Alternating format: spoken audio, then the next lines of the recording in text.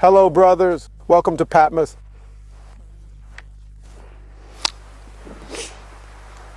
Hello, brothers. Welcome to Patmos. I've been planning this trip since 2010. I've also visited Thessalonica, where Paul or Shaul sent his letters.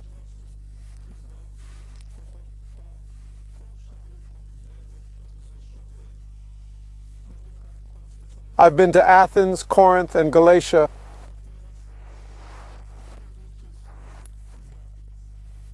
I'll show you photos of these places and their dominant religious systems.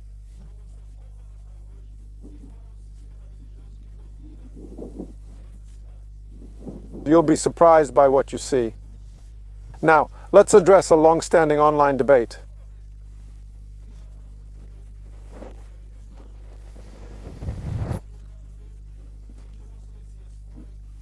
Did Jesus turn water into wine or grape juice?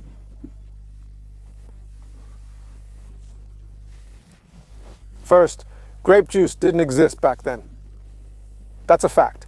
It simply didn't exist. All grape extracts were called wine. That's the first point to consider. But many people still say, no, he gave wine because people wanted it. Well, let me try to explain this to you. I'm going to give you a demonstration and an example of a wedding.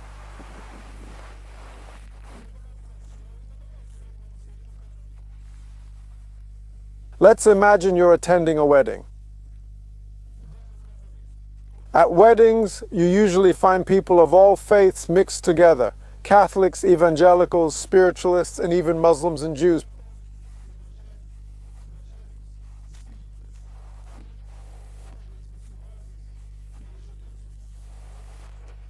Picture yourself in this setting. You arrive at this place. Back then, there was no internet, no computers, nothing. The only thing they knew how to talk about was religion. All right, let me give you an example. Let's compare a wedding today to one from that time to help you understand what happened then.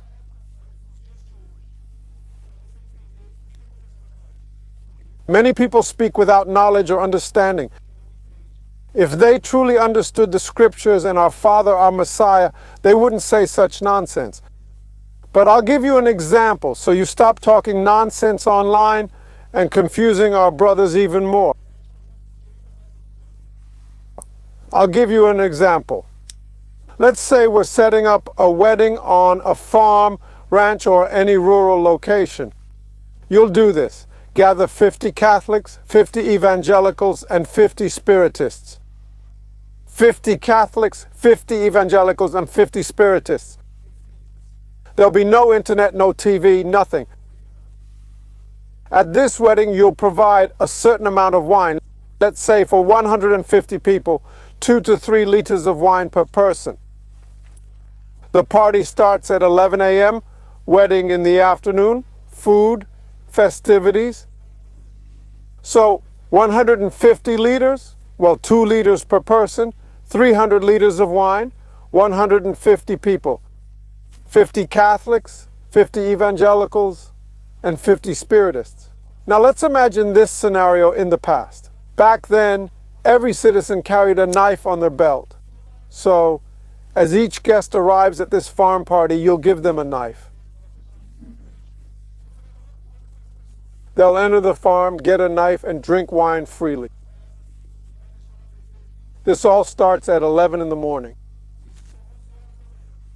Well then, at 4 in the afternoon, you arrive at this party with your mother and friends.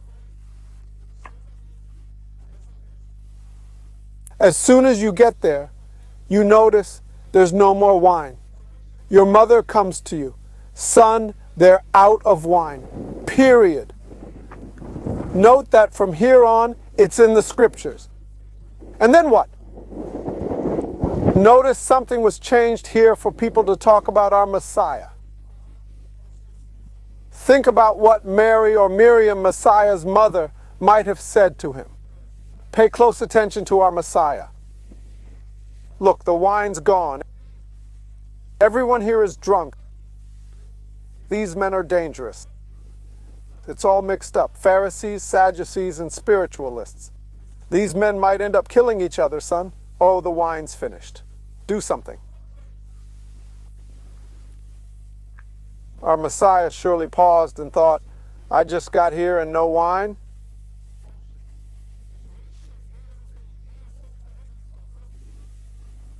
People are in this state, probably chaos, folks doing silly things when drunk. Our Messiah looks and says, people who don't change, don't change. Then he looks at this situation and thinks, stop.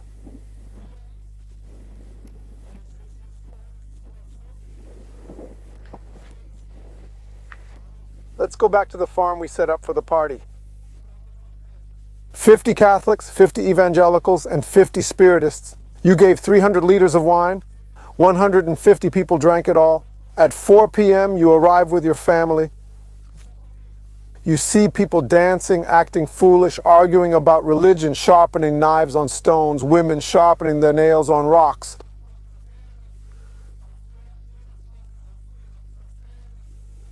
One spark could start a fight and cause deaths everywhere. Then your mother says, son, look at these people. The wine's gone. Now what? The party's not over. What do we do? Give them more wine? So they get drunker and kill each other? That's what you're saying. When you say the Messiah turned water into alcoholic wine, you're saying he gave people alcohol to kill themselves. But the scriptures don't mention any fights there. When he arrived that day, the situation was probably very serious. What did he do? What did he do? Now, let's go back to the farm we set up. If you put 50 Catholics, 50 Spiritists, and 50 evangelicals on a farm, give them unlimited drinks, and keep serving, it'll end in death and fights. You can be sure that, oh, there's going to be a genocide in that place. Now think, would our Messiah, our King, seated at the right hand of our Father, give people alcohol? Stop being hypocrites. Think spiritually, not carnally. When you think carnally, you act carnally, and the flesh opposes the spirit. When our Messiah arrived and his mother said, son, everyone's drunk, there'll be a fight ending in deaths everywhere. What did our Messiah do, fully aware? He took water and turned it into grape juice. Today it's grape juice, but then it was pure grape wine they'd never tasted before. And when he did it, people started to drink, and instantly their drunkenness vanished. It was over. People were likely drunk when they drank the wine Jesus made, turning water into pure, natural grape juice. When people drank that juice made by our Messiah's hand, note this, he made it himself. He didn't do it to get people drunk, dancing wildly, stripping, or acting foolish. No, he did it so people would drink and their drunkenness, as everyone was likely tipsy then, would fade. If you're at a wedding with no more alcohol or wine and everyone's been drinking, they're all drunk. And if your mom says, son, it's risky here, everyone's drunk. If we stay, there'll be fights and deaths.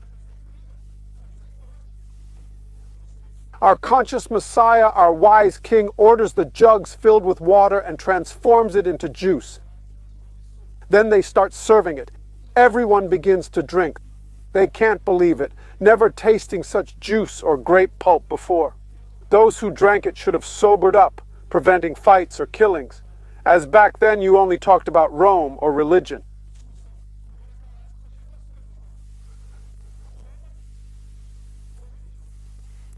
At that time, Rome wasn't a religion yet.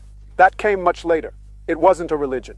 The Pharisees accused the Sadducees, who accused Baal's followers, the spiritualists, causing confusion. Everyone's at a party, everyone's drinking. Our Messiah arrives with his mother, who tells him, son, the wine's gone. Look at these people. What should we do? If they buy more wine, these guys will kill themselves. Our Messiah pauses, thinks, and makes juice from pure grape pulp touched by his hand. With his hand, he healed the sick, made the blind see, and the paralyzed walk. Imagine when he touched water, turning it into grape juice. What power did that juice have on people? Don't you think he could handle people drinking and remove their drunkenness? Would people there stop being drunk and crazy? They'd be sane, because our Messiah goes to a party. If there's a killer there starting fights with our Messiah present, imagine what the scriptures would say today. Would anyone still call him Messiah? They'd say, the Messiah saw drunk people and gave them more booze. Then because of him, many died. You hypocrites, think about what you're saying. Analyze it. It's better I tell you this now than face him and hear, did I give people alcohol? Who are you to say that about me? You weren't there. He explained clearly, I arrived at the party, the wine ran out. If the wine ran out, it's because everyone was drunk. If he gave more wine, people would argue and they'd kill each other there. Then he wrote, oh, the Messiah came here, the supposed Messiah, whom few believed in. The supposed Messiah came to a wedding, everyone was drunk, he turned water into wine, gave more alcohol, and people started fighting and killing each other. Who would be at fault? Who would be to blame if he did this? If he gave wine and people fought and killed each other, whose sin would it be? The people's? No, it would be his sin because he gave it. Same goes for you. If you set up a wedding on a farm with 50 Catholics, 50 Protestants, 50 Spiritists, each with a knife, because back then people were crazy and carried knives ready to stab each other over anything. Now you're going to say I'm lying? See? They always walked around with knives on their waists. Imagine a wedding party. Everyone's drunk, arguing about religion. The Messiah arrives, sees the chaos, and his mom says, son, they're out of booze. Everyone's wasted. When you show up and the wine's gone, you know folks are hammered. It was a madhouse there. The Messiah looks and says, oh, you vipers, my God, these people are so difficult. I just got here and they're already out of wine, all drunk. Must be early still. Everyone was plastered. Here comes our wise Messiah, knowing all. He knew folks would say he gave them alcohol. So what happens next? If death existed then, they'd blame him. The sin would be his for giving it. Many say they wanted booze, but the Messiah was clever. He did something they'd never had before. Like he'd touch blind eyes to see or lame legs to walk. He did something to that water, so strong that when drunk, they forgot everything. Forgot being drunk, forgot the wedding, everything.